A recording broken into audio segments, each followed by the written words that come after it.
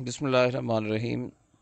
आज हम physics class 10 का chapter number 1 journal properties of waves के बारे में समझने की कोशिश करेंगे। वेव्स को उर्दू में हम कहते हैं लहरें। आम ज़िंदगी में हमारा वास्ता बहुत सारी वेव्स के साथ पड़ता है। Just for example sound waves, light waves,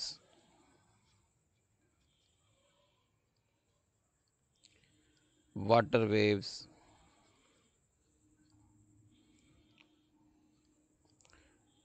television signals,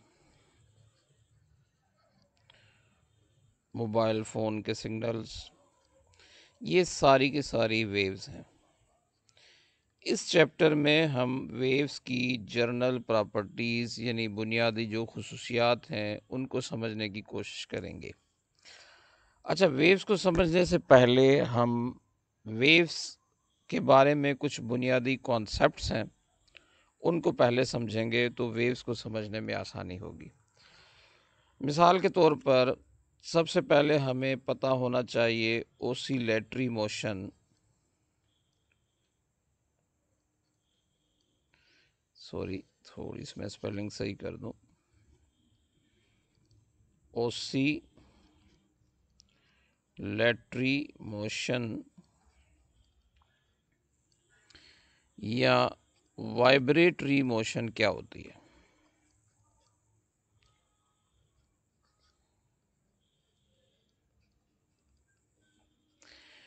oscillatory motion या वाइब्रेटरी मोशन हम ऐसी मोशन को कहते हैं जो मोशन अपने आप को दोहराती है। A motion which repeats itself।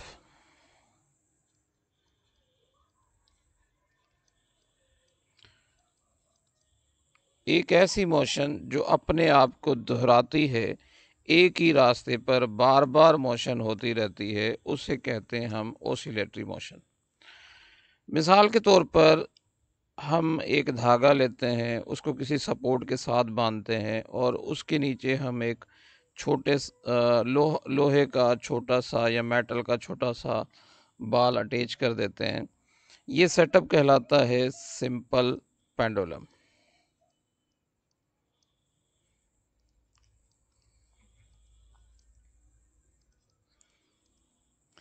अब अगर इस सिंपल पेंडुलम को मैं एक पॉइंट तक ले जाऊं, मिसाल के तौर पर मैं इसको यहाँ इस पॉइंट तक लेकर आया और उसके बाद मैं इसे रिलीज़ करूं तो ये वापस आएगा, लेकिन यहाँ इस जगह पर रुकेगा नहीं। फिर ये यहाँ तक जाएगा और ये एक झूले की तरह आगे पीछे मूव करना शुरू कर देगा। जैसे एक झूला आगे पीछे मूव करता है, ये सिंपल पेंडुलम भी उसी तरह से आगे पीछे मूव करता रहेगा। अब क्योंकि ये मोशन अपने आप को रिपीट कर रही है, इस मोशन को हम नाम देते हैं ओसिलेटरी मोशन या वाइब्रेटरी मोशन। जहाँ पर ये स्प्रिंग रेस्ट की हालत में पहले पड़ा हुआ था, ये वाली जगह या ये वाला पॉइंट कहलाता है इसका मीन पोजीशन। अच्छा, मीन पोजीशन के अलावा हम इसे एक और नाम भी देते हैं, इक्विलिब्रियम पोजीशन। अच्छा, जब ये जो मीन पोजीशन है, मैं इसको शॉर्ट करके एमपी लिख देता हूँ, या इक्विलिब्रियम पोजीशन है, मैं इसे शॉर्ट करके ईपी लिख देता हूँ। इसे इस तरफ वाली जहाँ तक आप मैक्सिमम लेवल तक इसे लेकर गए, ये वाला पॉइंट कहलाएगा एक्सट्रीम पोजीशन।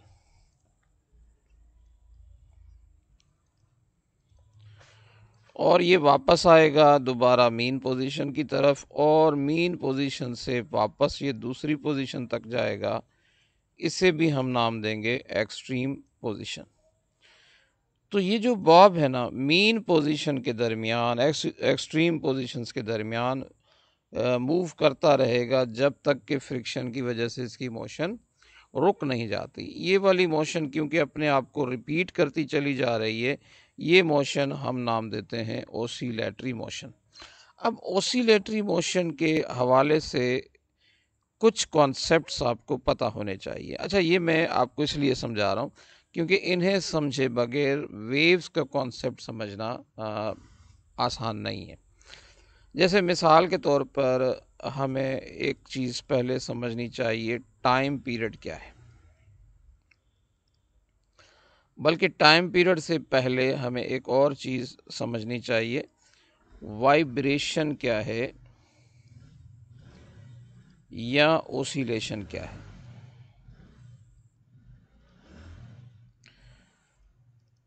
कंफ्यूज मत होइएगा, ऊपर मैंने ये वाइब्रेटरी मोशन लिखा है या ओसिलेटरी मोशन लिखा है।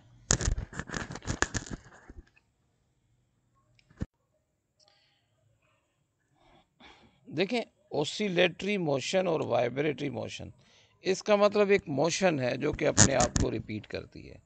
लेकिन जब हम वाइब्रेशन कहते हैं या ओसिलेशन कहते हैं, इसका मतलब एक चक्कर होता है या एक साइकिल होता है, एक कंप्लीट साइकिल होता है, या यूं समझ लें अ कंप्लीट राउंड होता है।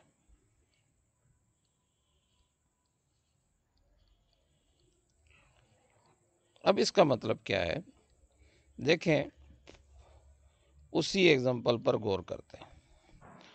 मिसाल के तौर पर ये हमारा सिंपल पेंडुलम है, ये इसकी मेन पोजीशन है।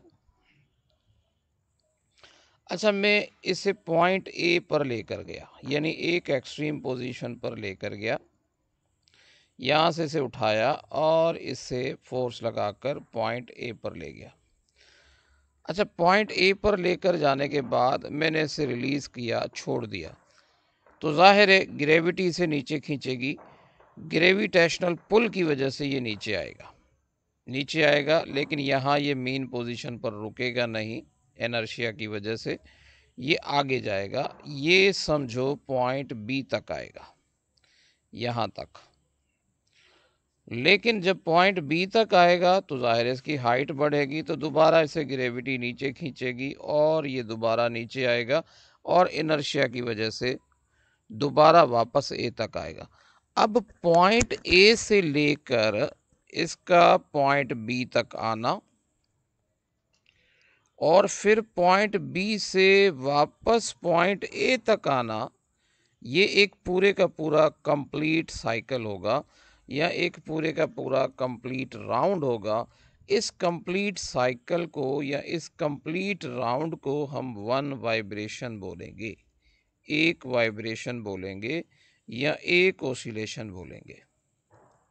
चलें एक और एग्जांपल देख लेते हैं। मिसाल के तौर पर ये एक स्प्रिंग है जो कि ऐसे हमने लटकाया हुआ है और ये यहाँ इसमें हमने कोई वज़न बांधा हुआ है। ये इसकी समझ लो मेन पोजीशन है। मेन पोजीशन यानी जहाँ पर वो रेस्ट की हालत में रुका हुआ मौजूद है, वो उसकी मेन पोजीशन है। अच्छा, अब मैं क्या करता हूँ, इसको खींचकर नीचे इस पॉइंट तक लेकर आया हूँ। ये समझ लो इसका पॉइंट ए है, इसको मान लें इसकी एक्सट्रीम पोजीशन है। ये यहाँ पर इसकी मेन पोजीशन थी, इसकी सीध में। ये सेम स्प्रिंग है, मैंने अलग से इमेज बनाकर आपको दिखाने की कोशिश की है। इसको मैंने यहाँ ऐसे खींचा है, इस तरह से। अब पॉइंट ए से इसे रिलीज़ कर रहा हूँ। पॉइंट ए से जैसे रिलीज़ करूँगा, ज़ाहिर है ये ऊपर जाएगा। ऊपर जाने के बाद ये मेन पोजीशन पर पहुँचेगा लेकिन रुकेगा नहीं, ये कंप्रेस होकर यहाँ तक जाएगा। चले मैं इसको तीसरी फिगर में आपको दिखा दूँ। ये कंप्रेस होकर इस पॉइंट तक आ जाएगा। समझो इस पॉइंट को मैं नाम दे देता हूँ पॉइंट बी। अच्छा, पॉइंट बी तक पहुँचने के बाद जब ये वापस पॉइंट ए तक आएगा, देखें हम जहाँ से हमने उसे मूव कराना शुरू किया था, यानी जहाँ से हमने उसे फ्री छोड़ा था, मूव तो हमने इसे मेन पोजीशन से किया था लेकिन हमने फ्री छोड़ा था पॉइंट ए से। तो ये पॉइंट ए से गया पॉइंट बी पर, फिर पॉइंट बी से वापस पॉइंट ए तक आया, तो एक राउंड मुकम्मल हुआ, एक साइकिल मुकम्मल हुई। जैसे आप मिसाल के तौर पर सांगड़ से जाते हो हैदराबाद, तो राउंड पूरा नहीं होगा, लेकिन जब हैदराबाद से वापस सांगड़ आओगे तो आपका राउंड पूरा होगा। बिल्कुल इसी तरह से ये एक एक्सट्रीम पोजीशन से मूव करना शुरू करेगा, मीन पोजीशन को क्रॉस करेगा, दूसरी एक्सट्रीम पोजीशन पर पहुंचेगा, यहाँ से वापस मीन पोजीशन को क्रॉस करेगा और पहले वाली मीन पोजीशन पर आएगा, तो ये एक वाइब्रेशन होगी। अच्छा, फिर इस तरह से अगर वो कंटिन्यूसली मूव करता रहेगा तो एक वाइब्रेशन होगी, दो वाइब्रेशन होगी, तीन होगी, इस तरह से वो कंटिन्यूसली उसकी वाइब्रेशंस बढ़ती जाएंगी। यानी वाइब्रेशंस को समझ लें कि ये आपके राउंड्स हैं, ये आपके साइकिल्स हैं। अच्छा, अब मुझे ये नेक्स्ट पॉइंट जो है वो है टाइम पीरियड, जो मैंने पहले लिखा था, लेकिन फिर मैंने कहा कि पहले आपको वाइब्रेशन बता दूं फिर टाइम पीरियड बताता हूं। तो अब मैं आपको समझा देता हूं टाइम पीरियड क्या है।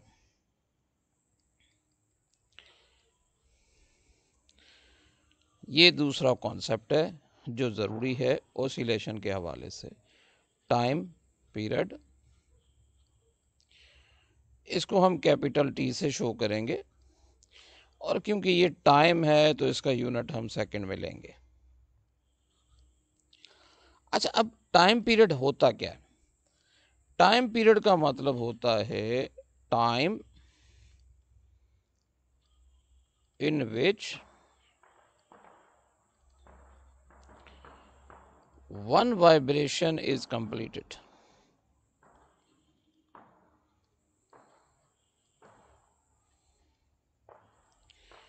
वो टाइम जिसमें एक वाइब्रेशन कंप्लीट होती है। मिसाल के तौर पर आपने सिंपल पेंडुलम को यहां से छोड़ा पॉइंट ए से, यूं समझ लो 0 सेकंड पे आपने छोड़ा, और फिर ये मूव करता हुआ मीन पोजीशन पर आया। लेकिन हम जानते हैं मीन पोजीशन पर क्यों आएगा, वजह ज़ाहिर है ये हाइट पर है तो ज़मीन इसे नीचे खींचती है, ग्रेविटी की वजह से ये नीचे आता है। अच्छा, अगर ग्रेविटी की वजह से नीचे आता है तो फिर ऊपर क्यों जाता है? क्योंकि कोई भी चीज़ एकदम से नहीं रुकती, वो अपनी इनर्शिया की वजह से ऊपर जाती है। लिहाजा ये एकदम से ब्रेक नहीं लगाएगी, ये अपनी इनर्शिया की वजह से दूसरी एक्सट्रीम पोजीशन की तरफ जाएगी, यहाँ पर आएगा। ये हाफ साइकिल मुकम्मल हो गया। अब बी से वापस जब ये पॉइंट ए पर पहुंचा, समझो 2 सेकंड मुकम्मल हो गए। अगर इसको एक साइकिल मुकम्मल करने में 2 सेकंड लगे तो हम कहेंगे इसका टाइम पीरियड 2 सेकंड है, या कैपिटल टी बराबर हो गया 2 सेकंड के। अगर ये एक राउंड 1 सेकंड में लगाता तो हम कहते हैं इसका टाइम पीरियड 1 सेकंड है। अगर ये एक राउंड या एक वाइब्रेशन आधे सेकंड में मुकम्मल करता तो हम कहते हैं इसका टाइम पीरियड जो है वो आधा सेकंड है। तो आई होप आपको बात समझ में आ गई होगी कि वो टाइम जिसमें एक वाइब्रेशन, देखिएगा यहाँ मैंने क्लियर लिखा है 1, जिसमें एक वाइब्रेशन मुकम्मल होती है उस टाइम को टाइम पीरियड कहेंगे, और उसको कैपिटल टी से शो करेंगे और टी उसका सिंबल होगा और सेकंड उसका जो है यूनिट होगा। अच्छा, अब तीसरा पॉइंट जो आप सुनेंगे वो है फ्रीक्वेंसी। स्मॉल एफ से शो करेंगे और इसका यूनिट होगा हर्ट्ज। ये हर्ट्ज क्या है ये आपको समझ आ जाएगी। अच्छा, अब सबसे पहले फ्रीक्वेंसी है क्या? एक सेकंड के दौरान जितने वाइब्रेशंस मुकम्मल होंगे वो फ्रीक्वेंसी है। फिर आप बोलेंगे सर इसमें और इसमें फ़र्क क्या है? भाई टाइम पीरियड में क्या था, एक वाइब्रेशन कितनी देर में होती है वो टाइम पीरियड है, और यहाँ क्या है, एक सेकंड में कितनी वाइब्रेशंस मुकम्मल होती है वो फ्रीक्वेंसी है। यानी number of vibrations completed in 1 second,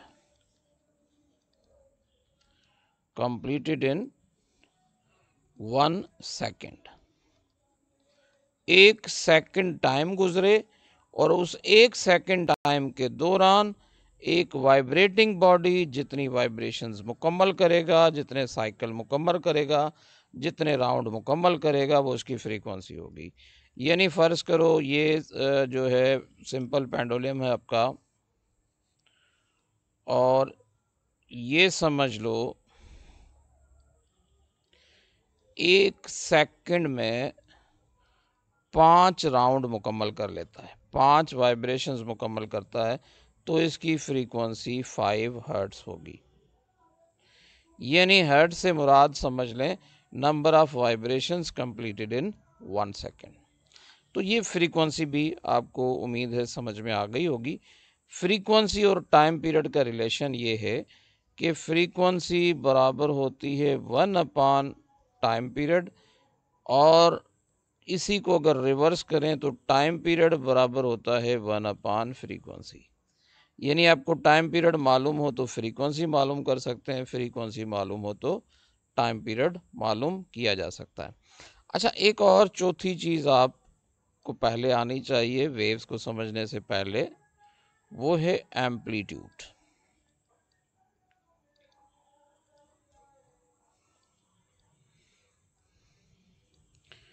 capital A से करेंगे शो इसको, और इसका यूनिट मीटर में लिखेंगे।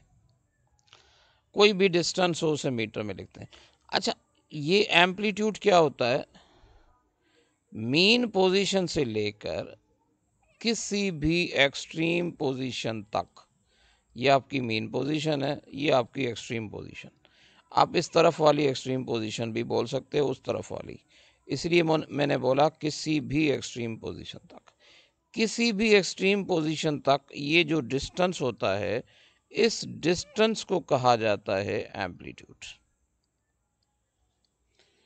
मिसाल अगर ये 2 सेंटीमीटर है तो इसका एम्पलीट्यूड 2 सेंटीमीटर होगा, 5 सेंटीमीटर है तो इसका एम्पलीट्यूड 5 सेंटीमीटर होगा। अच्छा, याद रखिएगा जितना एम्पलीट्यूड इस तरफ होगा ना, एग्जैक्टली उतना ही एम्पलीट्यूड इस तरफ होगा। दोनों का प्लस मत कर दीजिएगा। एक यानी एक मीन पोजीशन से लेकर एक एक्सट्रीम पोजीशन तक को जो फासला होगा वो आपका एम्पलीट्यूड कहलाएगा। अच्छा, ये तो थी वो टर्म्स जो हमें वेव्स को समझने के लिए लाजमी थी। अब जो हमारा असल टॉपिक है यानी वेव्स, वो अब शुरू होगा। सबसे पहले हम ये समझने की कोशिश करेंगे कि वेव है क्या। देखें, वेव अगर हम डिफाइन करना चाहें तो वेव को हम कहेंगे कि wave is a travelling disturbance. Wave is a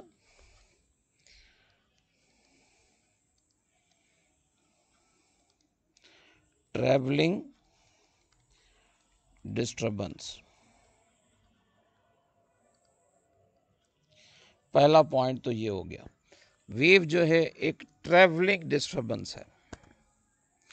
अब ये ट्रैवलिंग डिस्टर्बेंस क्या है, कंफ्यूज मत होइएगा, जब मैं एग्जांपल दूंगा तो एक एक लफ्ज आपको समझाऊंगा। Produced in a medium,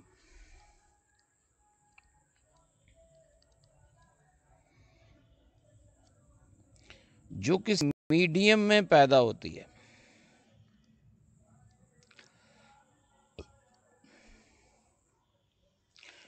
transverse energy,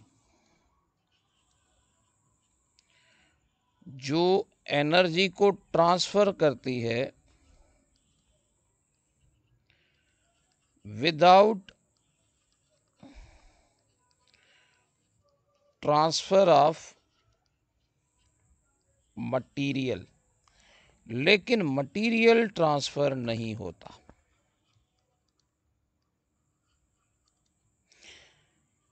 अब क्या मतलब है इसका? और इसमें 4 बातें हमें समझाई गई है जो आपको जहन में आनी चाहिए, उसका मफहूम आपको क्लियर होना चाहिए। पहला, वेव क्या है? वेव एक तरह की डिस्टरबेंस है जो कि ट्रैवल करती है। दूसरा पॉइंट क्या है? वेव किसी न किसी मीडियम में पैदा होती है। तीसरा पॉइंट क्या है?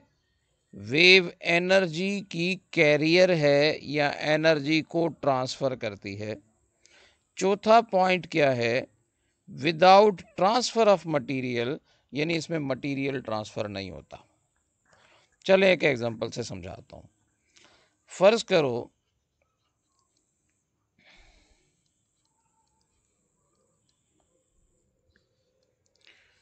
ये हमारे पास एक पानी का तालाब है। ये समझ लो एक पानी का तालाब है जिसमें पानी भरा हुआ है।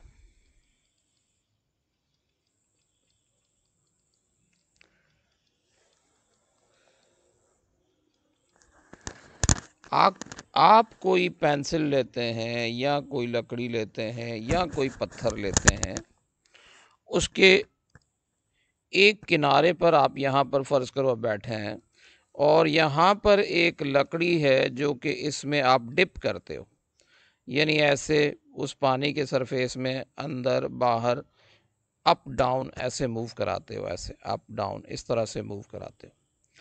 अच्छा, जैसे ही आप मूव कराओगे तो आप देखेंगे पानी के सरफेस के ऊपर डिस्टरबेंस पैदा होगी, गोल गोल लहरें पैदा होंगी जो इस पॉइंट से निकलना शुरू करेंगी और ये चलना शुरू हो जाएंगी। अच्छा, अब यहाँ पर सवाल है कि ये वेव्स पैदा कैसे हुई? भाई आपने यहाँ इस पॉइंट पर वाइब्रेशन की, वाइब्रेटरी मोशन पैदा की। कैसे वाइब्रेटरी मोशन पैदा की? आपके हाथ में कोई स्टिक थी, कोई पेंसिल थी, उसको अप डाउन मूव कराया और जो जो मोशन अपनी डायरेक्शन को चेंज करे, रिपीट करे, वो वाइब्रेशन होगी।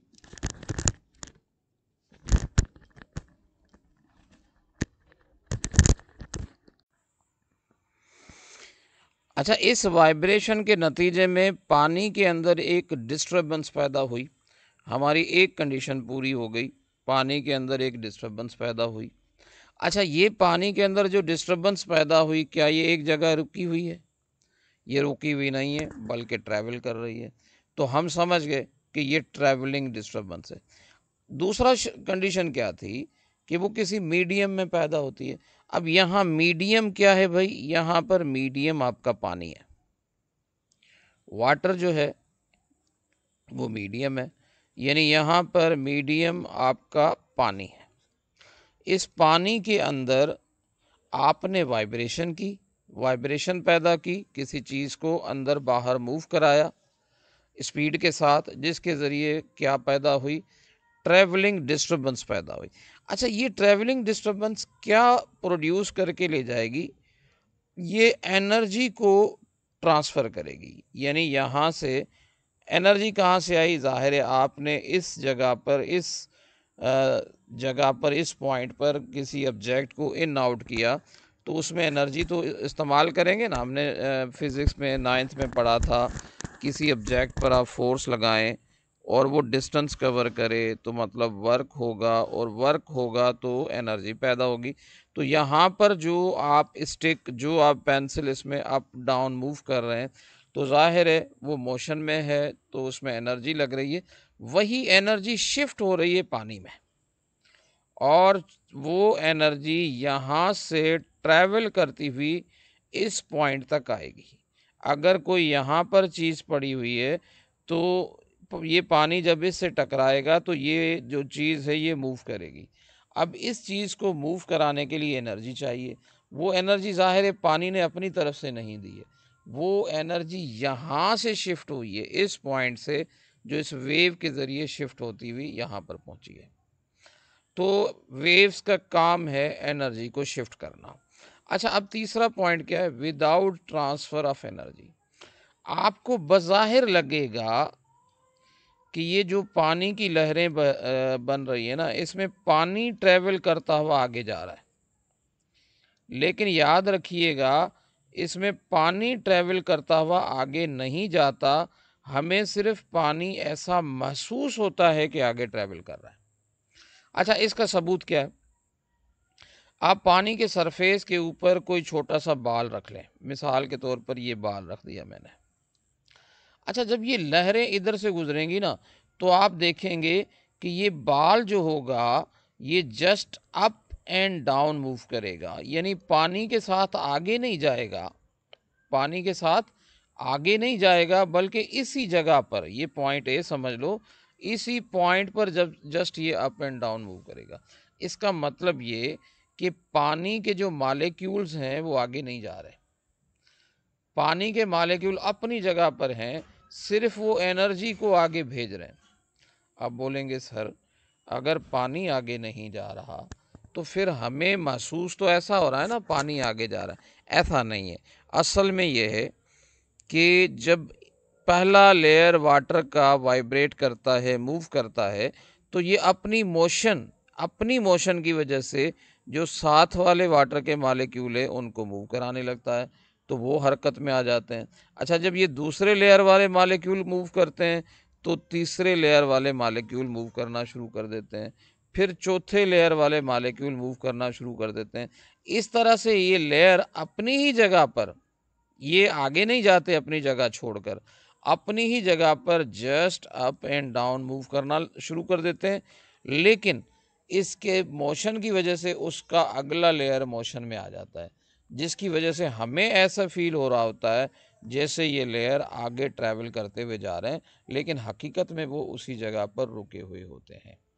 तो इससे हमें ये चौथा पॉइंट भी क्लियर हो गया कि वेव्स की मदद से एनर्जी तो ट्रांसफ़र हो रही होती है, लेकिन उसके साथ साथ जो मटेरियल है वो ट्रांसफ़र नहीं हो रहा होता। चलें एक और एग्जांपल से मैं आपको समझाता हूँ। जस्ट फॉर एग्जांपल हम एक रस्सी लेते हैं, रस्सी का एक किनारा किसी सपोर्ट के साथ बांध लेते हैं और एक किनारा जो है हम एक बच्चे के हाथ में दे देते हैं। अच्छा, जब ये बच्चा अपने हाथ को ऊपर और नीचे मूव करेगा, यानी इस रस्सी को झटका देगा, तो आपको पता चलेगा कि ये जो रस्सी है ये ऐसे बल खाती हुई आगे जाएगी। मैं इसको दोबारा बना लेता हूं। ये बल खाती हुई रस्सी जो आगे जाएगी, ये हैं वेव्स इन स्ट्रिंग। अच्छा, अब वही चार चीज़ें हम इसमें चेक करते हैं कि आया वो चारों चीज़ें इसमें हैं या नहीं है। अच्छा, वेव की पहली पॉइंट क्या थी कि वेव भाई एक ट्रैवलिंग डिस्टर्बेंस है। तो बताएं ज़रा, इसमें ट्रैवलिंग डिस्टर्बेंस आपको नज़र आ रही है या नहीं आ रही? डिस्टर्बेंस हड़बड़ी को कहते हैं, गड़बड़ को कहते हैं, किसी चीज़ की हलचल को कहते हैं। तो यहाँ देखें तो ये रस्सी में हलचल पैदा होती है, रस्सी में मोशन पैदा होती है और रस्सी आगे की तरफ ट्रैवल करते हुए जाती है, यानी रस्सी में डिस्टर्बेंस भी पैदा हुई और वो आगे ट्रैवल भी कर रही है। अच्छा, ये डिस्टर्बेंस किस वजह से पैदा हुई? हम रस्सी को ऊपर नीचे झटका दे रहे हैं, यानी वाइब्रेशन कर रहे हैं, वाइब्रेटरी मोशन करते हैं, लिहाजा याद रखिएगा वेव्स हमेशा वाइब्रेशन से पैदा होती है। दूसरा पॉइंट क्या था, इसके ज़रिए, इस वेव के ज़रिए एनर्जी ट्रांसफ़र होगी। असल में होता क्या है, इस बच्चे के हाथ की एनर्जी इस पूरी रस्सी से ट्रैवल करती हुई इस आखिरी कोने तक पहुंचेगी। अगर यहाँ पर कोई चीज़ बांधी हुई है, कोई कील है, कोई भी चीज़ है जिसमें ये बांधी हुई है, उसको भी झटका महसूस होगा, इधर भी फोर्स लगेगा। ये यहाँ पर जो फोर्स आया, ये फोर्स कहाँ से आया? इस बच्चे की एनर्जी थी। लेकिन ये बच्चे की एनर्जी आई कैसे? इस रस्सी के ज़रिए ट्रैवल होते हुए आई। अच्छा, चौथा पॉइंट, यानी इसके ज़रिए हमें ये भी पता चल गया कि ये ट्रैवलिंग डिस्टर्बेंस है। ये भी हमने साबित कर लिया कि इसमें जो एनर्जी है वो ट्रांसफ़र हो रही है। तीसरी चीज़ क्या थी कि मीडियम के अंदर पैदा होती है, तो यहाँ पर जो रस्सी है वो एक तरह की मीडियम है। मीडियम आपकी रस्सी हो गई। चौथी चीज़ क्या थी? Material does not move.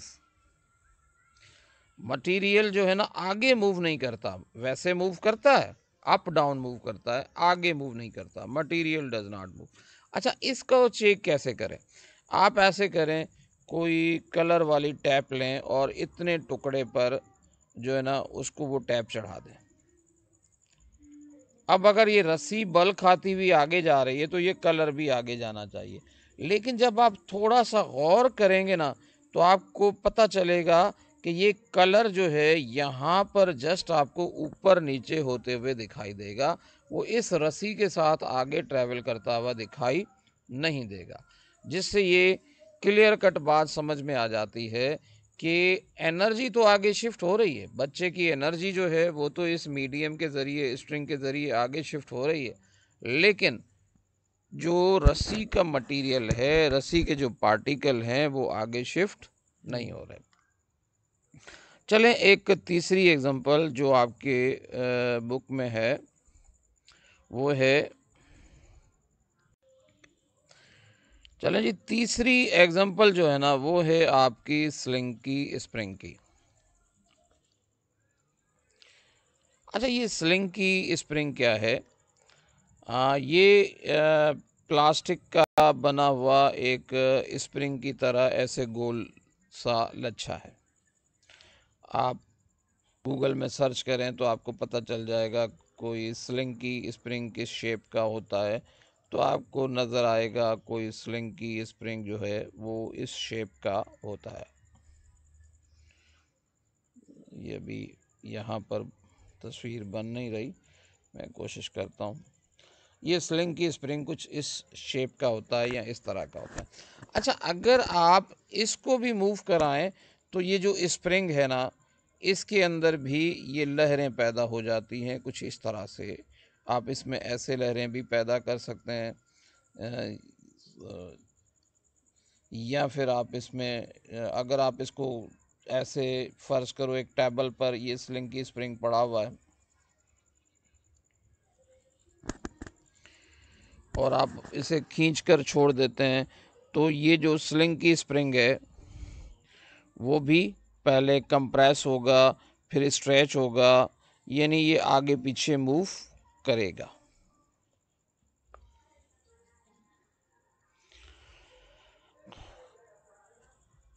अच्छा, अब सवाल है क्या ये भी वेव मोशन है? तो बिल्कुल ये भी वेव मोशन है, क्योंकि अगर आप नोट करें तो स्प्रिंग के अंदर जो मोशन पैदा होती है, हरकत पैदा होती है, वो एक तरह की ट्रैवलिंग डिस्टर्बेंस है।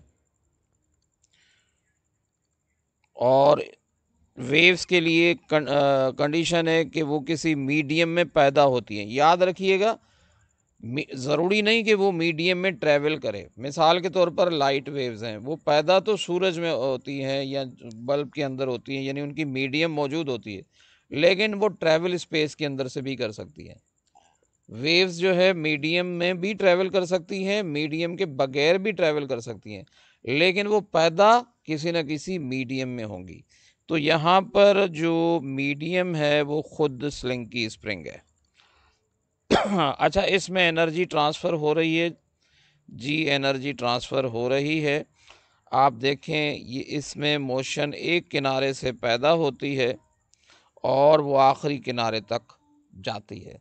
इसमें ये इसका एक सिरा मूव करता है, फिर उसे अगला अगला, यानी इसकी मोशन इस तरह से शिफ्ट होते हुए आखिरी किनारे तक पहुंचती है, यानी एनर्जी ट्रांसफ़र हो रही है। और चौथा पॉइंट हमें क्या वेरीफाई करना है कि इसका मटेरियल मूव नहीं करता। मटेरियल वाइब्रेट तो करता है, यानी अपनी जगह पर आगे पीछे तो मूव करता है, लेकिन आगे नहीं जाता। उसी जगह पर जस्ट वाइब्रेट करता है, मूव करके आगे नहीं जाता, जस्ट वाइब्रेट करता है। तो आप देखेंगे इस स्प्रिंग के जो धागे हैं या इस स्प्रिंग की जो तारें हैं वो जस्ट आगे पीछे तो मूव करेंगी, लेकिन वो एक जगह से ट्रैवल करके दूसरी जगह जाएंगी नहीं। तो इससे भी हमें साबित हुआ कि एक जो स्लिंग की स्प्रिंग है इसकी जो मोशन है वो भी वेव मोशन है। तो आई होप आपको वेव मोशन क्या है वो आइडिया समझ में आ गया होगा। फिर नेक्स्ट लेक्चर में हम समझेंगे वेव्स की टाइप्स के हवाले से और फर्दर बातें समझेंगे। Thank you.